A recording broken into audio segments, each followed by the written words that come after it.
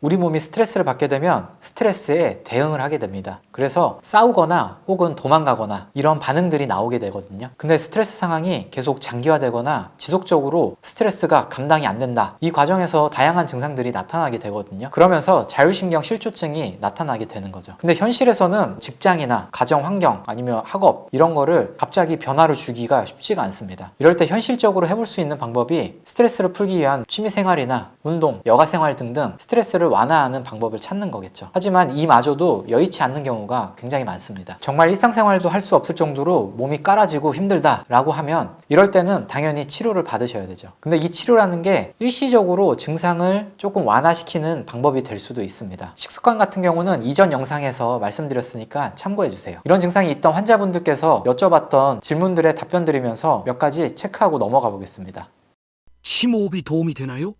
많이 들어보셨을 건데 복식호흡처럼 심호흡을 하게 되면 몸의 긴장을 낮추고 교감신경의 톤이 떨어지면서 스트레스 상황에서 벗어날 수 있다 라고들 하잖아요. 심한 스트레스 상황에서는 심호흡을 하게 되면 부교감신경이 활성화될 수 있기 때문에 분명히 일시적으로 좋아질 수는 있습니다. 하지만 장기적으로 계속해서 의도한 그런 호흡들은 사실 추천드리진 않아요. 원래 호흡이라는 게 연수랑 교내에서 자동적으로 일어나는 거거든요. 근데 이렇게 심호흡을 해서 한번 좋아졌던 경험들이 있다 보면 의도해서 계속 하게 될 수밖에 없어요. 근데 이런 호흡 패턴은 우리 대뇌에서 주관하는 겁니다. 그러다 보니 이런 증상이 있는 분들이 조금은 강박적으로 호흡을 하는 경향이 있는 분들이 일부 있습니다. 이렇게 숨 쉬니까 좋았어 라고 하면서 계속 의식해서 그 호흡대로 하고 계시는 거거든요. 이미 대뇌가 개입한 거기 때문에 자연스럽게 자동으로 조절되던 그런 호흡 리듬이 깨질 수밖에 없습니다. 그러다 보면 오히려 교감신경이 항진되거나 만성적인 긴장 그리고 스트레스를 유발할 수도 있습니다. 제 환자분들 중에서는 보컬 트레이너분이 아무래도 의식적으로 호흡을 조절하려고 하다가 이런 증상이 더욱 심해진 적이 있습니다.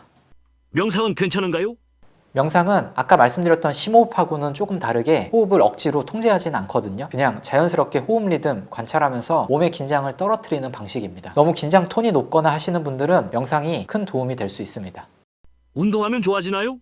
네, 이 부분이 조금 어려운 부분인데요. 일부의 운동이 좋아질 수 있는 건 맞지만 그렇다고 아무 운동이나 막 해서는 좋진 않습니다. 기본적으로 우리 몸은 평소에 잘 사용하지 않는 근육들은 약해지기 쉽습니다. 그리고 우리 몸의 능력보다 무리하게 쓸 경우는 쉽게 지쳐버리죠. 근데 이런 자율신경 실조증 환자분들은 이런 호흡 근육들의 능력들이 매우 약하거나 혹은 본인의 능력 이상으로 과하게 끌어다 쓰고 있는 경우가 많아요. 그래서 이런 웨이트 같은 운동하면 괜찮겠죠? 아니면 가서 달리기 하면 좀 좋아질까요? 이런 식으로 게 되는데 웨이트나 달리기처럼 강도 높은 운동을 하게 되면 오히려 교감신경이 자극되고 항진될 수 있습니다. 우리가 조금 강도 높은 운동하고 나면 오히려 더 정신이 또렷해지는 경우가 있잖아요. 그런 것도 교감신경의 영향을 받는 겁니다. 근데 이미 자율신경계가 불안정하거나 과항진된 상태에서 무리한 운동을 하게 되면 원하지 않은 스트레스 반응이 더 일어날 경우가 많은 거죠. 여기서 좋은 운동이라는 건 기능재활 관점에서 접근하는 기능재활 운동입니다. 이 운동은 단순히 칼로리 소모나 근육 강화가 목적이 아니거든요. 이 운동의 목적은 정상 보합을 회복하고 횡격막이나 코어 근육의 협응, 이런 신경계와 근골격계가 서로 조율될 수 있도록 초점이 맞춰져 있습니다. 이 부분에 대해서 이해가 높은 분들이 하는 센터에서 PT를 받으셔야 됩니다. 저도 이 부분에 대해서 계속 공부하고 배우는 중인데 정말 잘하시는 분은 극소수밖에 없는 것 같아요. 그리고 정상인 일반인 분들도 그렇고 심지어 저도 그렇고 문제가 없어도 이런 코어 기능들이 정상이냐라고 하면 절대로 정상적이지가 않아요. 그렇기 때문에 정상인 분들도 대체로 시간이 오래 걸리게 될 수밖에 없습니다.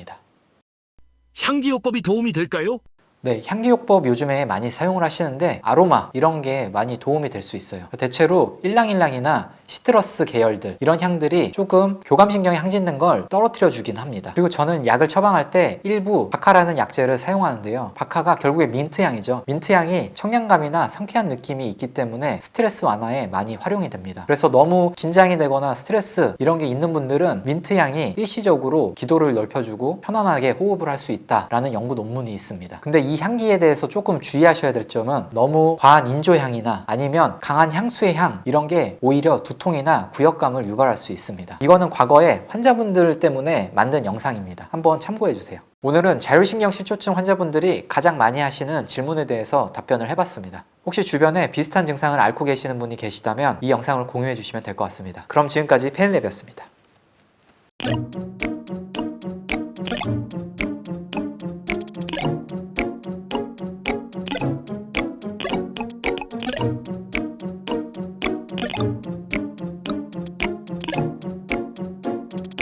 네.